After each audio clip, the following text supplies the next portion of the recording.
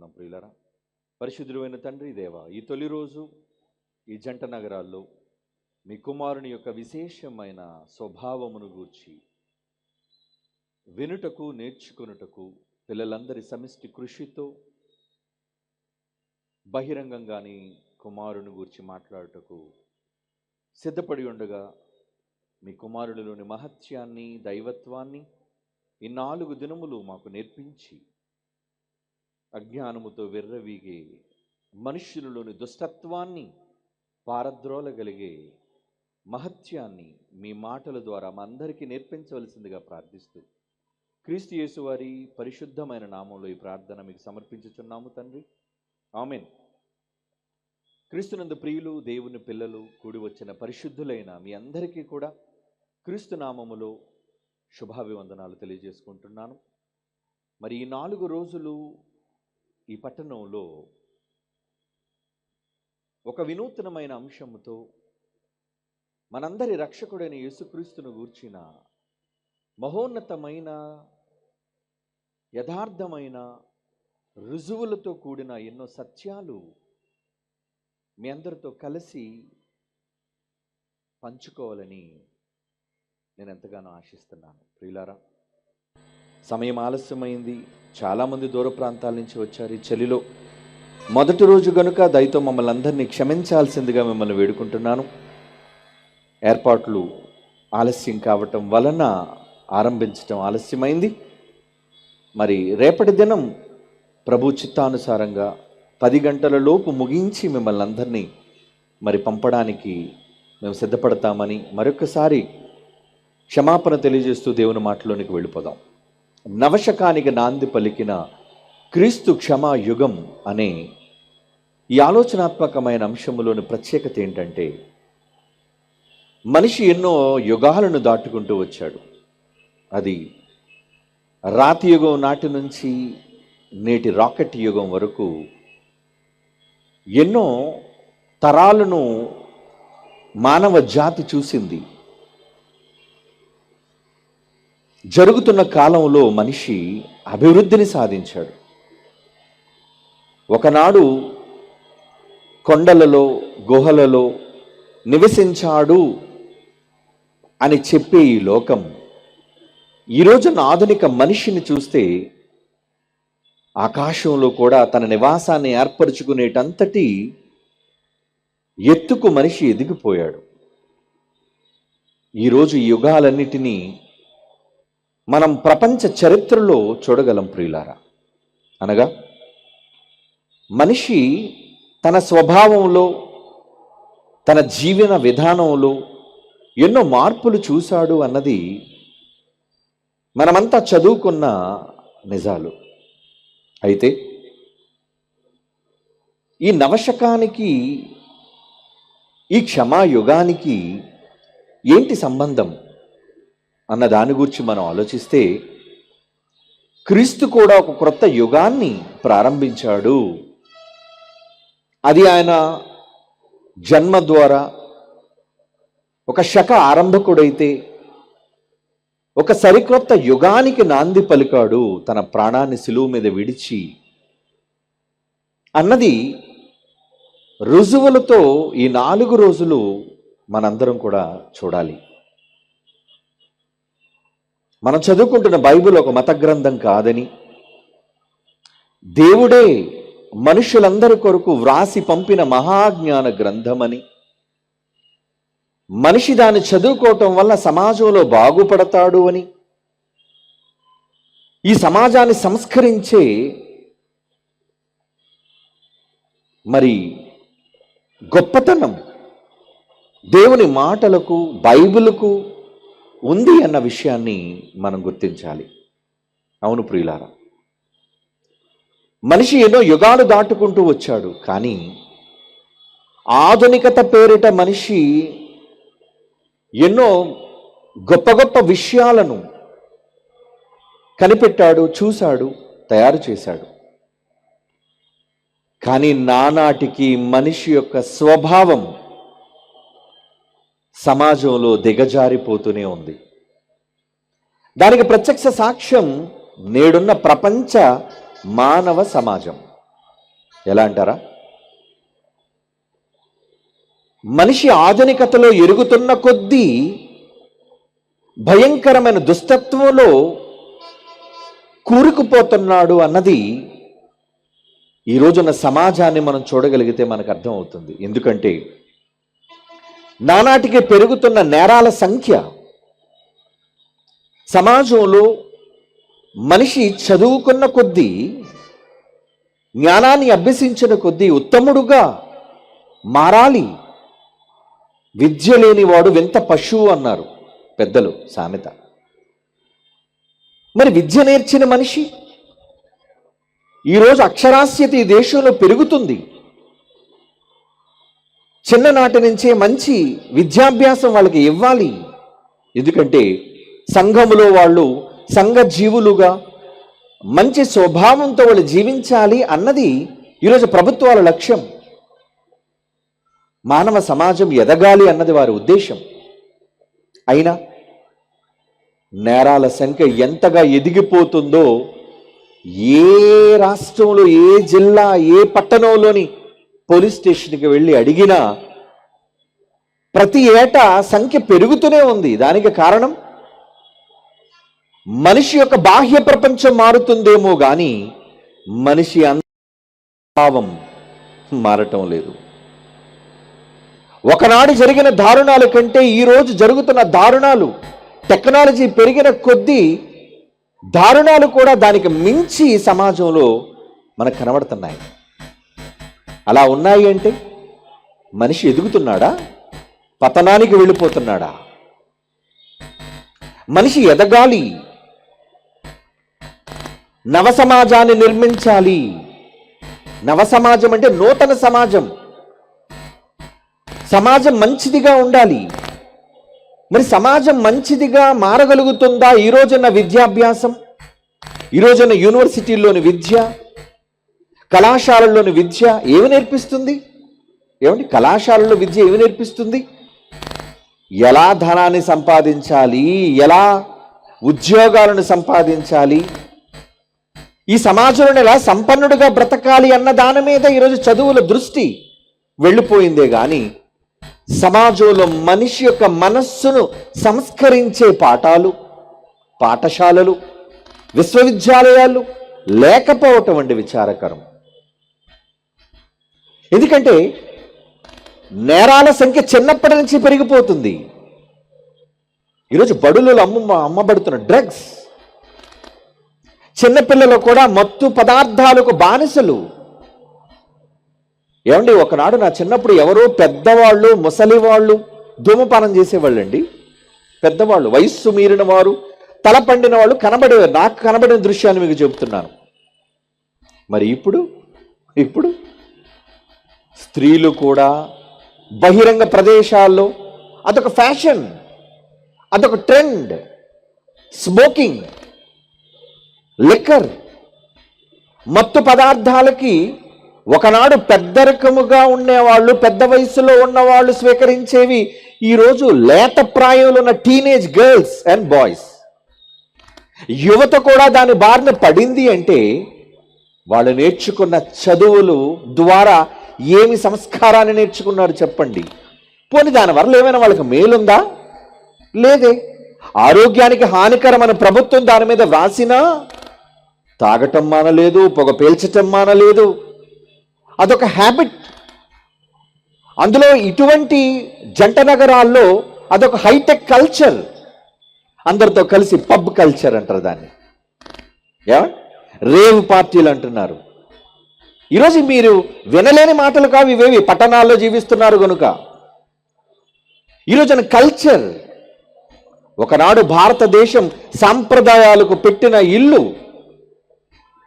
గౌరవానికి పెట్టిన ఇల్లు, సంస్కృతులకు పెట్టిన గడ్డ. అంటే మన తాత ముత్తాతలు అంత గౌరవప్రదంగా జీవించేవారండి. ఒకరోజు స్మోక్ చేసినా ఎక్కడో ఎవరికి కనబడకుండా ఏదో మూలకు వెళ్ళి తాగిన వాళ్ళు ఈరోజు పిల్లలని చూడకుండా కుటుంబాల మధ్య పీల్చేవాడికి కూడా హానికరమని తెలిసినా వాళ్ళు ఆ సంస్కృతిని పాటించగలుగుతారు. అంటే ఎదుటి వాడికి హాని కలిగినా వాళ్ళకి అభ్యంతరం ఏమీ లేదు. ఒకవేళ అడిగినా మీరెవరండి మమ్మల్ని అడగడానికి? మాకు స్వతంత్రం, మేము స్వతంత్రులం, మమ్మల్ని మీరు రెస్ట్రిక్ట్ చేయడానికి వీలు లేదు. ఈరోజు సమాజంలో యువత మాట్లాడుతున్న మాటలు.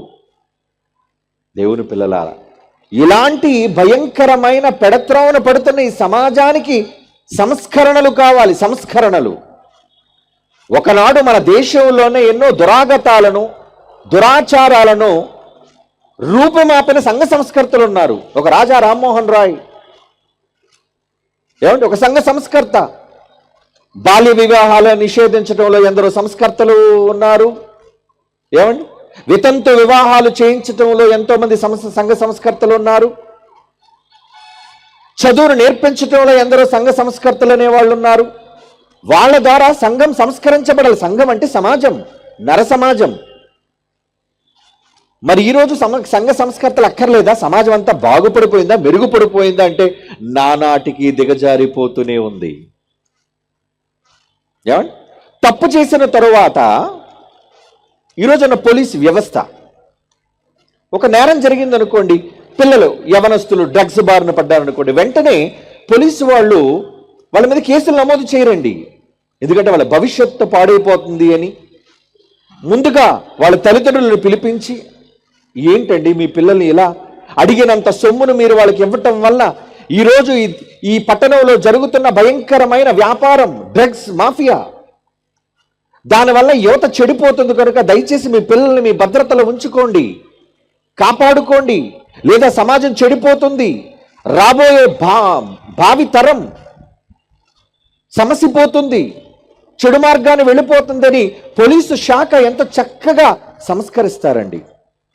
ఇప్పుడు నేరస్తులుగా పట్టుబడిన తరువాత సరే, ఇక నేరాలు జరిగి భయంకరమైన ఆరోపణలు అది రుజువులుగా మారి చట్టాల దగ్గరకు వెళ్ళి న్యాయస్థానాలు వాళ్ళకు తీర్పులు విధించినప్పుడు వాళ్ళని జైళ్లకు పంపుతున్నారండి.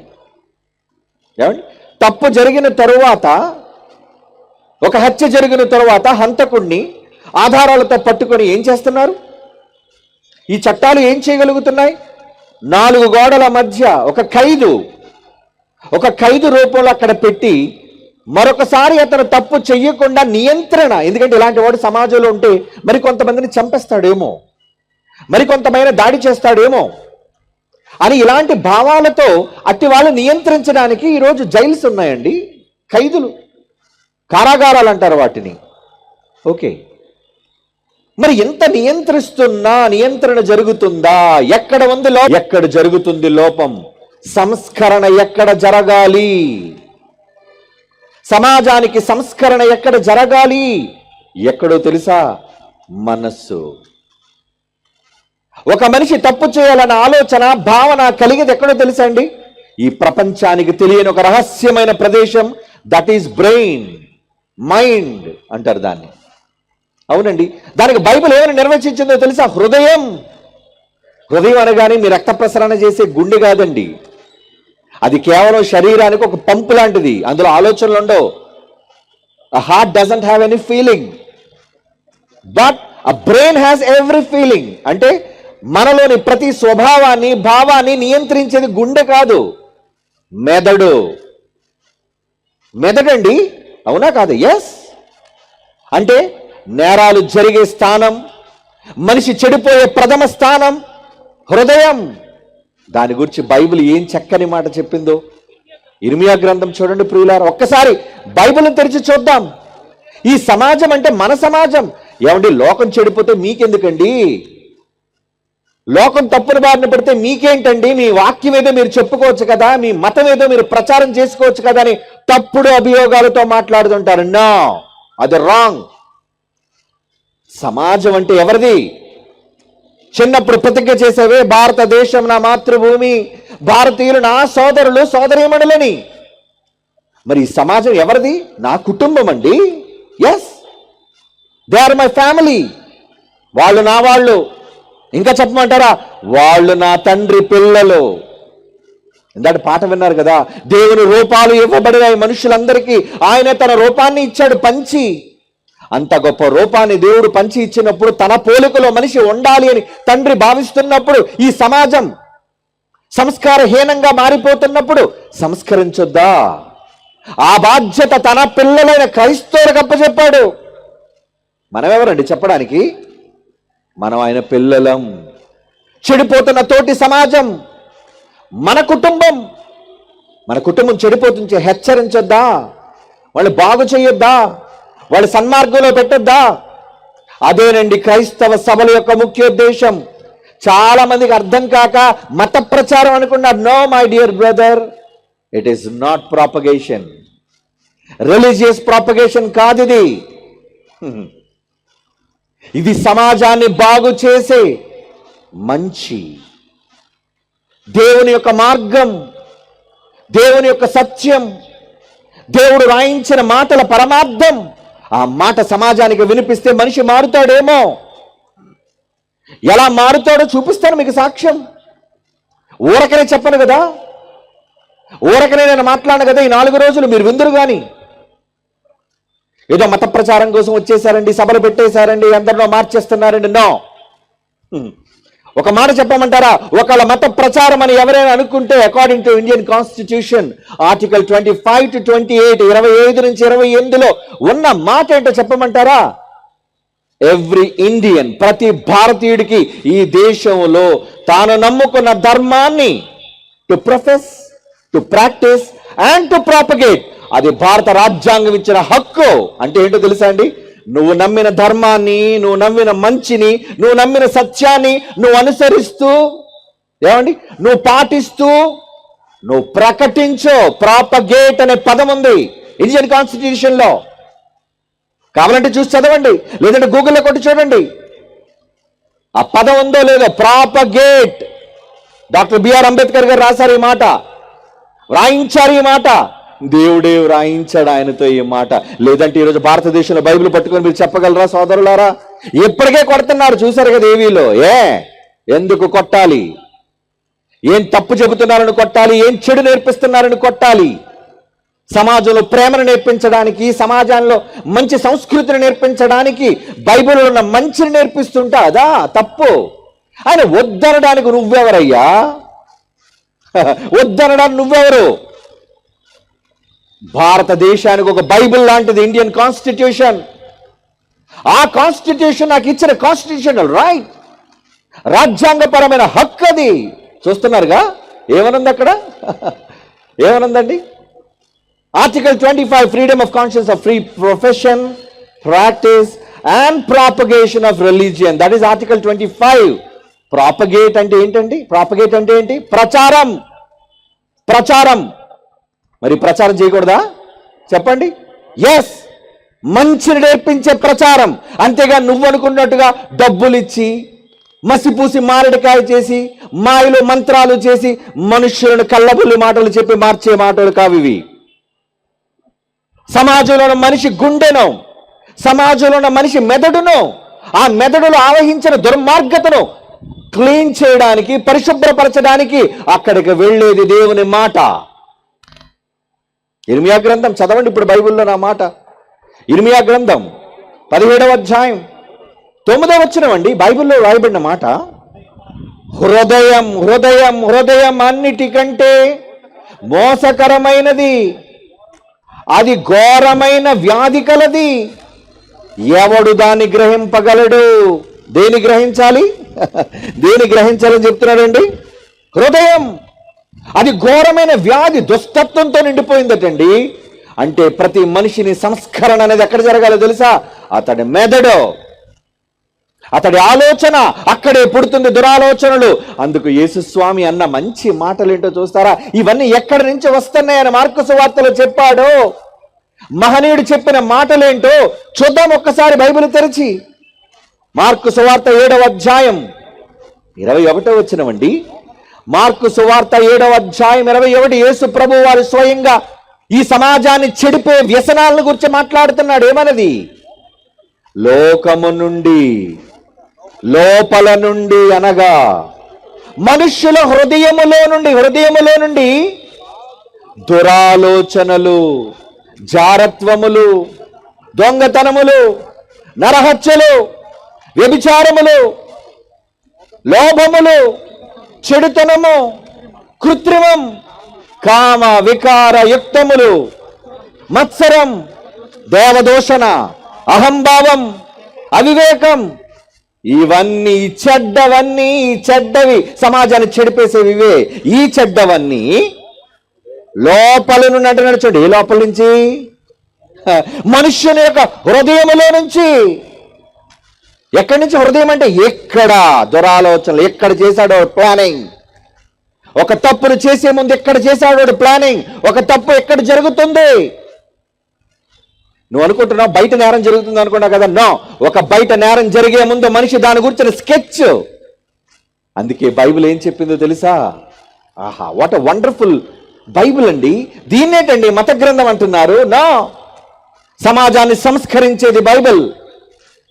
యేసు మాటలు సమాజంలో నరులు వింటే తమ బ్రతుకులు ఎలా మార్చుకోగలరో చూద్దాం సాక్ష్యాలతో. ఈ మొదటి రోజు దేవుని పిల్లలారా, సమాజంలో మనిషి మెదడుకు ఎంతో పట్టింది దుష్టత్వం. దానిని శుభ్రపరిచేది దేవుని మాట. ఎందుకంటే ఇక్కడ చేస్తున్నాడు మనిషి నేరం. యేసుప్రభు వారు తన కొండ మీద ఆరంభించిన తొలి సందేశాల్లో ఆయన ఏమన్నాడు తెలుసా? ఒక స్త్రీని నువ్వు మోహపు చూపుతో చూచుచున్నావు కదా. మత్తయి సువార్త 5వ అధ్యాయం 28వ వచనం. మత్తయి సువార్త 5వ అధ్యాయం 28 అండి. వ్యభిచారము చెయ్యవద్దని నీతో చెప్పబడిన మాట నువ్వు విన్నావు కదా, అది చెడు, మంచిది కాదని. నేను మీతో చెప్పినదేమనగా, రివిజన్ చేస్తానని ఇప్పుడు నేను ఓల్డ్ లాని రివైజ్ చేస్తానని. ఏంటా రివిజన్ అంటే? ఒక స్త్రీని మోహపు చూపుతో చూచు ప్రతి వాడు అప్పుడే తన హృదయమందు ఆమెతో వ్యభిచారము చేసిన వాడగును. జరిగిపోయింది వ్యభిచారం. ఎక్కడా అంటే ఒక స్త్రీని కామపు మోహపు చూపులతో నువ్వు పైనుంచి కింద వరకు చూస్తున్నావే, దేర్ యు ఆర్, అక్కడే నువ్వు నేరస్తుడివి. మరి చట్టం, సమాజం ఎక్కడ చూస్తుంది? వాడు మాటు వేసి అమ్మాయిని మత్తు మందిచ్చి కిడ్నాప్ చేసి ఎత్తుకొని పోయి రేప్ చేసి తర్వాత వాడి పగ తీరక క్రూరంగా చంపి శవాన్ని ఎక్కడో కాలం మురుక్కుంటలో పడేస్తే అప్పుడు చూస్తుంది సమాజం. ఏమని? ఇదిగో రేప్ జరిగింది, మర్డర్ జరిగింది. కానీ దీనికి మూలం ఏంటో తెలుసా? మనసు. మరి ఇక్కడ ఎవరండి చూస్తారు? ఇక్కడ ఏదండి చూస్తుంది? ఎవరండి అక్కడికి వెళ్ళి చూడగలరు? అక్కడికి వెళ్ళే ఏకైక సాధనం హెబ్రీయులకు రాసిన పత్రిక 4వ అధ్యాయం చూడండి ప్రియులారా. దేవుడు దానికి సొల్యూషన్ చెబుతున్నాడు. సొల్యూషన్ ఏంటో? సొల్యూషన్ హెబ్రీ పత్రిక 4వ అధ్యాయం 12వ వచనం.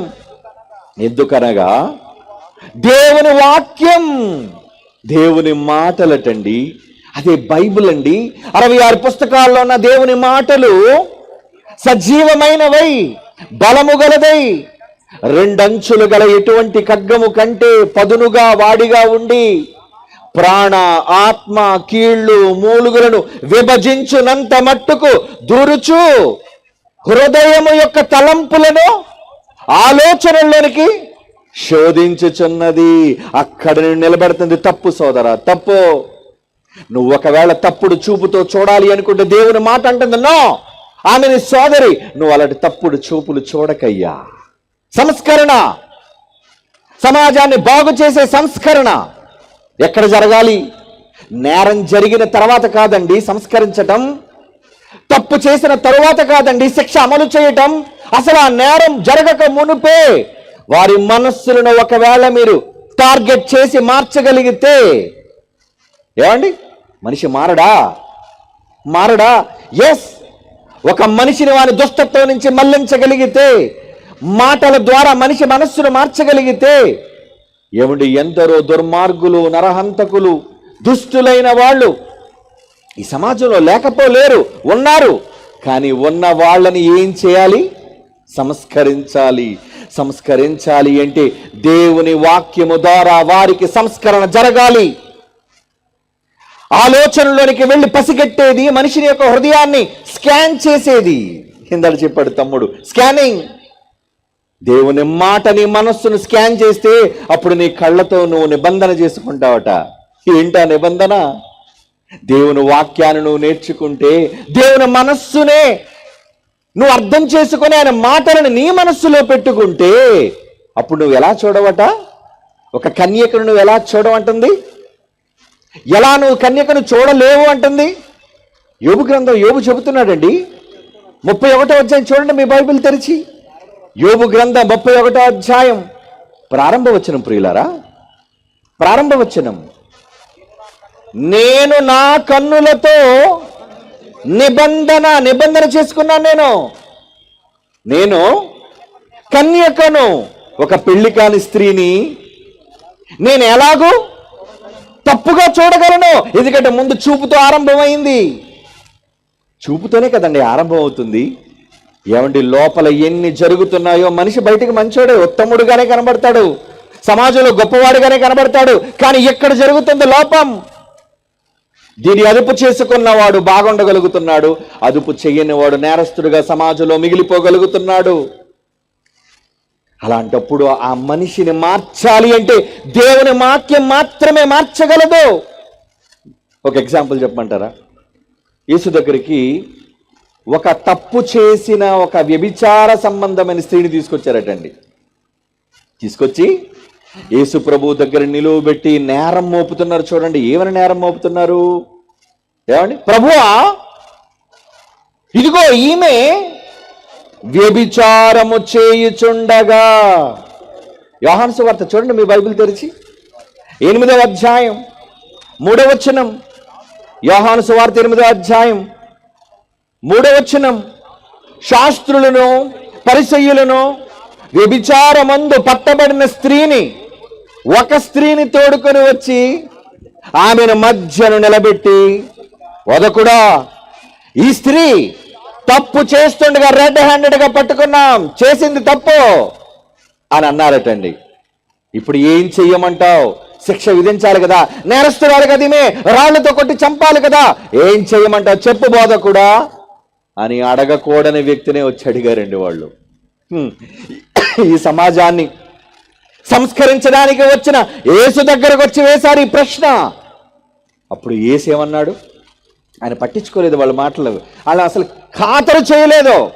అయినా వాళ్ళు పట్టు వదలకుండా అడుగుతున్నారు. ఏమని? చెప్పు, నువ్వు చెప్పు, నువ్వు చెప్పు, ఏదో విషయం చెప్పు. వారు ఆయనను పట్టు వదలక అడుగుచుండగా ఆయన తలెత్తి చూశారటండి. మీలో తప్పు చెయ్యని వాడు వేయండి రాయి. మీరు మంచోళ్ళా? మీరు మంచోళ్ళా? ఈమె నేరం చేస్తుండగా పట్టబడింది కాబట్టి నేరస్తురాలు అంటున్నారు. ఓకే, ఏమండి, వీళ్ళు నిజంగా మంచి వాళ్ళని మీరు అంటారా చెప్పండి? వీళ్ళు మన శాస్త్రులు, పరిచయులు, సమాజంలో పెద్దలు. ఒక అభాగ్యురాలను తీసుకొని వచ్చి తప్పు చేసిందని. అయినా ఏమండి, వ్యభిచారం చేస్తే పురుషుడు స్త్రీ కలిసి చేస్తారా? స్త్రీ ఒక్కరిదే చేస్తుందా? పురుషుడేంటి మరి? వాడిని ఎందుకు తీసుకురాలేదు? అంటే లంచం ఇచ్చి వాడిని వదిలేసావా? లేదా మీలో ఒకడా? ఎప్పటి నుంచో కనిపెడుతున్నావు అన్నమాట. వ్యభిచారం చేయుచుండగా పట్టుకున్నావు అంటే ఏంటన్నమాట? అంటే ప్రారంభించినప్పుడు, వెళ్ళినప్పుడు, ఆమె చేస్తున్నప్పుడు నువ్వేం చేసావు? ఆమె చేసి ఆనందిస్తే నువ్వు చూసి ఆనందించావు కదరా మీరందరూ. ఎస్, మీరంతా చూసి మెచ్చుకున్నారు. భలే భలే భలే భలే అంటే మీరు నేరస్తులు కారన్నమాట. మగవాడిని వదిలేసి కేవలం ఒక అబలని, ఒక స్త్రీని తీసుకొచ్చి నేరస్తురాలుగా నిలబడ్డారు. ఇది ఎక్కడి న్యాయం అర్రా? అందుకే చెప్పాడు న్యాయం. ఏంటా న్యాయం? అమ్మా, తప్పు చేయనివాడు ఏంటి రాయి అన్నాడు. మరి ఏం చేశారు? రాయి ఎత్తారు ఎవరైనా? లేదు, లేదండి, రాయి ఎత్తలేదు. వారు ఆ మాట విని పెద్దవారు మొదలుకొని చిన్నల వరకు అందరూ ఒకరి వెంట ఒకరు పోయారు. ఏ రాయి ఎత్తలేదంటే వాళ్ళు ఎవరన్నమాట? ఎస్, వాళ్ళు కూడా నేరస్తులే. అంటే ఎదుటివాడు తప్పుకు దొరికితే వాడు చెడ్డోడు, నువ్వు దొరకలేదు కాబట్టి నువ్వు ఉత్తముడువా, ఉత్తమురాలివా? ఈరోజు సమాజం అదేనండి, అలాగే అనుకుంటుందండి, విర్రవీగిపోతుంది. ఏదో నేరాలు చేసి కనబడిన వాళ్ళందరూ దుష్టులు, మనం ఏదో మంచి వాళ్ళు. నో, ప్రతి మనిషి క్రిమినల్ ఇన్ హిస్ బ్రెయిన్. ఎక్కడ నేరస్తుడు వాడు బయటికి చెప్పడంతే, బయటికి కనబడ్డంతే. దుష్టత్వం యేసు చెప్పినట్లుగా అన్ని ఎక్కడి నుంచి వస్తున్నాయి బయటికి. అప్పుడు యేసు ప్రభు ఆమెతో అన్న మాట ఏంటి చూడండి. యేసు క్రీస్తు వారు ఆమెతో మాట్లాడిన సంభాషణ విధానం చూడండి ఎలా ఉంది. యేసు తల ఎత్తి ఏమని పిలిచాడు? అమ్మా. ఏమండి, నిజంగా నేరం చేసిన ఒక పతిత మన ముందు నిలబడితే ఎలా చూస్తాం? పైనుంచి కింద వరకు. నీకు సిగ్గు లేదా? ఈ సమాజంలో నీకు ఎలా బ్రతకగలుగుతున్నావు? నువ్వు అసలు ఆడదానివేనా అని అనరాని సూటిపోటి మాటలని కొల్లబడిచే మనం అనవా? అందరూ ఉత్తములమే, అందరూ నేరం మోపేవాళ్ళమే. కానీ యేసు అది కాదండి, అలా అనలేదు. ఏమన్నాడు? అమ్మా. ఏమండి, ఒక నేరస్తురాలలో తనకు జన్మనిచ్చిన తల్లిని చూశాడేంటండి? అమ్మా అమ్మా అమ్మ అని పిలిచాడు. ఎస్, అమ్మా అని పిలిచాడు. ఎందుకో తెలుసా? ఈ మాట వినైనా నువ్వు మారాలమ్మా, ఈ మాట విని నువ్వు మారాలి. నీకెవరు శిక్ష విధించలేదా తల్లి? లేదు ప్రభువా, నేను నీకు విధించను, నేను నీకు శిక్ష విధించను. రాయెత్తి కొడితే అందరూ పాపులే. నేరస్తులుగా చూపించుకుంటూ పోతే ప్రపంచంలో కోట్ల మంది నేరస్తులే. ఎక్కడ? చేతల్లో కాకపోవచ్చు, మనస్సులో. ఎక్కడ దేవుడు చూస్తున్నాడో, ఈ ప్రపంచానికి సమాజానికి తెలియకపోని ఎక్కడ నేరస్తులో కాదో దేవుడు చూస్తున్నాడు. దేవుని పిల్లలారా, సంఘ సంస్కర్త ఏమనంటున్నాడు ఆయన? నీకెవరు శిక్ష విధించలేదా? నేను కూడా విధించనమ్మా, వెళ్ళిపో. కానీ ఇంకెప్పుడు పాపము చేయకు. ఏమండి, అలాంటి సమాజం అంతా వేలెత్తి చూపిస్తున్న సమయంలో హక్కును చేర్చుకునే మనిషి కనబడితే అతనేనండి దైవం, అదేనండి దైవత్వం. ఏం చేశాడు? క్షమ. ఆమెకిచ్చినది క్షమ. ఎందుకో? నువ్వు మరింతగా పాపం చెయ్యమని కాదు. అతని క్షమ వెనక ఉన్న అర్థం ఏంటో తెలుసా? నీలో కావాలమ్మా పరివర్తన. ఇక మీదట పాపము చెయ్యకు తల్లి, నువ్వు వెళ్ళిపో. అందుకేనండి ఆయన వెనక ఎందరో ఇలాంటి భయంకరమైన స్వభావాల నుంచి మార్పు చెందిన వాళ్ళు వెళ్ళారు. అందుకే ఆయన అన్న మాట ఏంటో తెలుసా? ఆడిపోసుకుంది ఈ సమాజం. ఈయన రోజు శంకరులతో పాపులతో తిరుగుతున్నాడు. ఈయనతో పాటు వేశ్యలు, ఈయనతో పాటు నేరస్తులు. నో, ఆయన వెళ్ళింది దేనికో తెలుసా? వాళ్ళని సంస్కరించడానికి. ఏమండి, ఒక వైద్య వృత్తి చేసే ఒక డాక్టర్ తెల్లవారు లేస్తే ఎవరితో ఉంటాడు చెప్పండి? రోగులు. ఎందుకో? ఆ రోగులతో ఉంటేనే వాళ్ళు మెరుగుపడేది. వాళ్ళు బాగు చేయాలి అంటే ఇతనికి ఆరోగ్యం ఉన్నా చుట్టూ రోగాలలోనే రోజంతా తిరగాలండి తప్ప రోగులకు వైద్యం ఇవ్వడానికి ఒక డాక్టర్ పొద్దు నుంచి రాత్రి వరకు రోగుల మధ్య ఉండటం అనేది సమంజసమైనదైతే ఈ సమాజం దుష్టత్వంతో పాపంతో నిండిపోయినప్పుడు యేసు వాళ్ళ మధ్య ఉండకూడదా? తిరగకూడదా? చెప్పకూడదా? మనస్సును సంస్కరించే గొప్ప సంఘ సంస్కర్త. అందుకే ఎందరో తమ వృత్తులను వదిలేశారు, తమ బ్రతుకులను మార్చేసుకున్నారు. అయ్యా, ఇప్పటివరకు తప్పు చేశానయ్యా, నన్ను క్షమించు.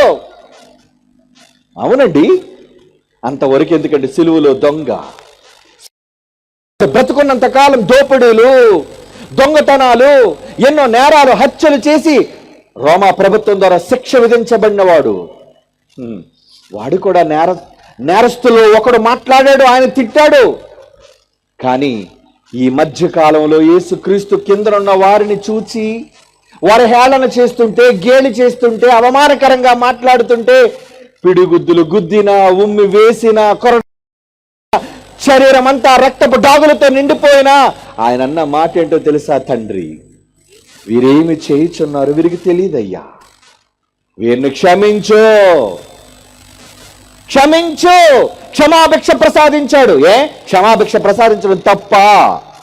చెప్పండి, క్షమాభిక్ష ప్రసాదించడం తప్ప? నా అలాగైతే ఈ దేశంలో క్షమాభిక్ష ప్రసాదించే ఒక గొప్ప అధికారం ప్రెసిడెంట్ ఆఫ్ ఇండియా, భారత రాష్ట్రపతికి లేదా? ఉందండి, ఉంది.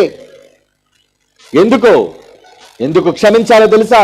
ఒక మనిషిలోని మార్పును తీసుకొని రావడం కోసం, మారడానికి ఒక అవకాశం ఇవ్వటం కోసం. మార్చొద్దా సమాజాన్ని? అందుకేనండి యేసు క్షమను నేర్పించాడు. మీరు అనుకుంటారు యేసు ఎందుకండి క్షమించాలి, యేసు ఎందుకండి క్షమించాలి? ఏమండి, నేరానికి శిక్ష విధించుకుంటూ పోతే అందరూ నేరస్తులే. కానీ ఆ నేరాన్ని మనిషిలో నుంచి రూపుమాపితే అందరూ దైవాలు, దేవుని స్వరూపాలు. అలా మారుతారండి. అందుకు క్షమొద్దా? ఎందుకంటే మారుతాడేమో. సిలువ మీద దొంగడు ఎప్పుడు మారాడు? ఇక వాడు సిలువ మీద దిగే అవకాశం లేదని తెలిసి ఆ మాటలు చూచి మారిపోయిందండి. వాడు మనస్సు మారిపోయామని తెలుసా? నువ్వు ఒక నూతన శకాన్ని ఆరంభిస్తావని, ఒక నూతన యుగాన్ని ప్రారంభించబోతున్నాను నాకు అర్థమైపోయిందయ్యా. నీ రాజ్యముతో నువ్వు వచ్చినప్పుడు ఒక్కసారి ఈ పాపినైన నన్ను, దొంగవాడిగా ఉన్న నన్ను జ్ఞాపకం చేసుకోవయ్యా. ఒక్క మాట అన్నాడు. ఎందుకు? వాడి మనస్సు పరివర్తన చెందింది కనుక, వాడి మనస్సు మారిపోయింది కనుక. యస్, మార్చాడు యేసు ప్రభు అతన్ని. దొంగలను మార్చాడు, బందిపోట్లను మార్చాడు, నరహంతకులను మార్చాడు, వ్యభిచారులను మార్చాడు, వేశ్యలను మార్చాడు. అలా మార్చాలి అంటే మంచి మాటలు కావాలి సమాజానికి, సంస్కరించే మాటలు కావాలి. శిక్షలు ఎవరైనా అమలు చేస్తారు. తప్పు చేసినందుకు కొట్టడం, నరకడం, చంపడం, ఉరి తీయడం అది సర్వసాధారణం. కానీ మనిషి మార్చాలి. అతనిలో నేర ప్రవృత్తిని తీసేయాలి. నేర ప్రవృత్తిని తీసేయాలి అంటే మార్చగలిగేది దేవుని వాక్యం అండి, వాక్యం కాదా? ఏమండి, మీకు అందరికీ ఒక న్యూస్ చూపిస్తానండి.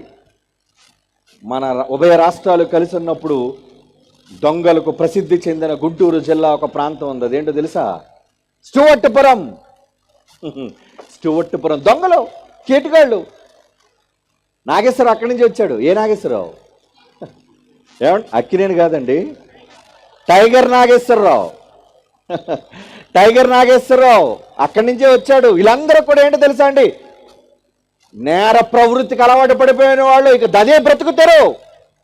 గొప్పవాళ్ళు ఇల్లు చూడడం, వాళ్ళు దోచుకోవటం, దొంగలుగా వాళ్ళ జీవితాలు, ఫ్యామిలీలు స్థిరపడిపోయండి.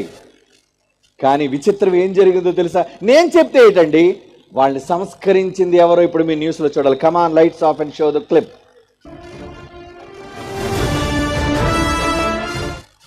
స్టూవర్ట్పురం ఏం పోవరం అంటారండి?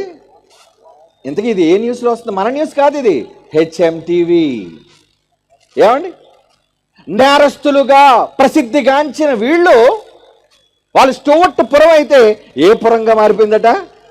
సువార్తపురమా? సువార్త అంటే ఎవరిదా సువార్త? జీసస్ క్రైస్ట్, యేసుక్రీస్తు యొక్క మరణ సమాధి పునరుద్ధానాలే సువార్త. అంటే ఆయన సువార్త మార్చిందా? ఎస్, మార్చింది. వారి చేపడితే ఎంత పెద్ద తాళమైనా ఊడిపడాల్సిందే. కోట గోడలు, ఖజానా తలుపులు వారికి అడ్డంగా నిలవలేకపోయేవి. వాళ్ళు దోపిడీకి పాల్పడితే ఆ ఇల్లు గుల్ల కావాల్సిందే. హత్యలు చేయడం, దోపిడీ సమయంలో మహిళల జోలికి వెళ్లకపోవడం వారి లక్షణం. దొంగతనాల్లో కూడా దొరతనం శైలిని సాగించడం వారి ప్రత్యేకత. ఈ ఉపోద్ఘాతమంతా చెప్తోంది స్టూవర్ట్పురం దొంగల గురించి. భారీగా సంపాదించాలనుకుంటున్న స్టూవర్ట్పురం దొంగలు జైళ్ల పాలై చివరికి ఈ రోజు కూటికి లేక కటకటలాడుతున్నారు. ఒకప్పుడు వందల మంది పోలీసులు కాపు కాసిన స్టూవర్ట్పురం గ్రామం నేడు కేసులు లేక పోలీస్ స్టేషనే ఖాళీగా ఉంటుంది. అబ్బా, కేసులు లేక పోలీస్ స్టేషన్ ఖాళీయా? ఎవరు సాధించారు విజయాన్ని చెప్పండి? Which department? ఈ సమాజంలో ఏ వ్యవస్థ అండి మార్చింది? క్రీస్తు యొక్క రాజ్య సువార్త వ్యవస్థ మార్చింది. కాదని చెప్పగలరు ఎనీబడి? నా, ఇది ప్రత్యక్ష సాక్ష్యం. ప్రత్యక్ష సాక్ష్యం అంటే క్రీస్తు మనస్సులను పరివర్తన చెందించగలడు. దేనితో? ఆయన దగ్గర ఉన్న ఒక గొప్ప ఆయుధం క్షమ. క్షమ అన్న ఆయుధంతో మార్చాడండి. ఒకరా ఇద్దరా? ఊరు మారిపోయిందండి. ఇది మనం క్రైస్తవులు కొట్టుకుంటున్న డప్ప నా? యేసు మాటలు నిజంగా శక్తి కలిగినవేనా? అవునండి, నిజంగా అదంతా, ఆ యాడ్ అంతా మనం చూడగలిగితే, ఆ విషయాన్నంతా మనం చూడగలిగితే వాళ్ళు చెప్పింది ఒకటేనండి. టైం లేదు కాబట్టి మీకు చూపించలేకపోతున్నాను. నిజంగా మేము నేరస్తులుగా ఉన్నప్పుడు మేము వాక్యం నమ్మి, ప్రభు మాటలు విని, బాప్తీసాలు పొంది మా బ్రతుకుల్ని మార్చేసుకునే దొంగతనాలు లేవు. బ్రతుకుతే ఎలా? అందుకే కూటికి గతి లేక ఇబ్బంది పడుతున్నాం. అయినా పర్వాలేదు, మేము నీతిగానే బ్రతుకుతాం. అలా ఊరును మార్చగలిగింది క్రీస్తు మాట కాదా? క్రీస్తు పెట్టిన క్షమాభిక్ష కాదా? అవునండి, క్షమాభిక్ష ఎంత గొప్పదో ఇప్పుడు ఒక సజీవ సాక్ష్యం మీకు చూపిస్తాను. ఇది చూసి మీరు వెళ్ళిపోదురు కానీ, because it's already 5 to 10. Okay, చూపించండి. గుంటూరు బస్సు దగ్ధం కేసులో జరిగిన యథార్థమైన సంఘటన అండి. మహాఘోరం చేశాం, క్షమించండి అంటున్నారు. చూడండి, ఎవరు? నేరస్తులు క్షమించండి. ఆ టైటిల్ మీరు విన్నారా? టైటిల్ మహాఘోరం చేశాం. ఏం కావాలంటే వాళ్ళకి? మన్నింపు, క్షమ కావాలి మాకు. బస్సు దగ్ధం మృతుల కుటుంబాలకు ఖైదీల విన్నపం. ఎవరా ఖైదీలు? ఓకే, చూద్దామండి ఆ ఖైదీలు ఎవరో చూద్దామా? ఇదిగోండి ఇక్కడ వార్తలో మనకు కనబడుతుంది, చూడండి ఏంటది. 1993 సంవత్సరం మార్చి 8వ తేదీ చిలకలూరుపేట వద్ద బస్సు దగ్ధం చేసిన సంఘటనలో 23 మంది ప్రాణాలు కోల్పోయారు. చచ్చిపోయారండి అమాయకులు. అంటే కిరాతకులు బస్సులో పెట్రోల్ పోసి తగలబెట్టేశారండి. ఆ కేసు విచారించిన గుంటూరు జిల్లా 3వ అదనపు జడ్జి 1995 సెప్టెంబర్ 7వ తేదీన నిందితులు చలపతిరావు, విజయవర్ధన్ రావులకు ఉరి శిక్ష విధించారు. Ready to die. హైకోర్టు, సుప్రీంకోర్టులో కూడా ఆ శిక్ష ఖరారైంది. వెళ్ళారు వీళ్ళు, అప్పీల్కి వెళ్ళారు, కానీ ఉరి తీసేయమని చెప్పాయి 2 కోర్టులు. దీంతో వారిరువురు తమకు క్షమాభిక్ష ప్రసాదించమని అప్పటి రాష్ట్రపతి శంకర్ దయాళ్ శర్మకు పెట్టుకుని రండి. శంకర్ దయాళ్ శర్మ కానీ రాష్ట్రపతికి చేసిన విజ్ఞప్తిని తిరస్కరించడంతో గత ఏడాది 29వ తేదీన తెల్లవారుజాము 5 గంటలకు వారిని ఉరి తీయాలని డెసిషన్ వచ్చేసింది. జడ్జ్మెంట్, తీసేయండి, చంపేయండి ఇంకా వాళ్ళని. అవునా, చంపేయాలా? ఈలోపు ఏం జరిగింది చూడండి. కాగా గత సంవత్సరం మార్చి 29వ తేదీ నుంచి ఏడాది కాలంగా వారిరువురు మృత్యుముఖంలో కొట్టుమిట్టాడుతున్నారు. వారిని ఉరి తీయాలని నిర్ణయించిన సమయానికి 1 రోజు ముందు నేరస్తుల విన్నపం ఏంటది? జైలు అధికారులకి ఏంటయ్యా చివరి కోరిక ఏంటని ప్రశ్నిస్తే వాళ్ళు ఏమన్నారట?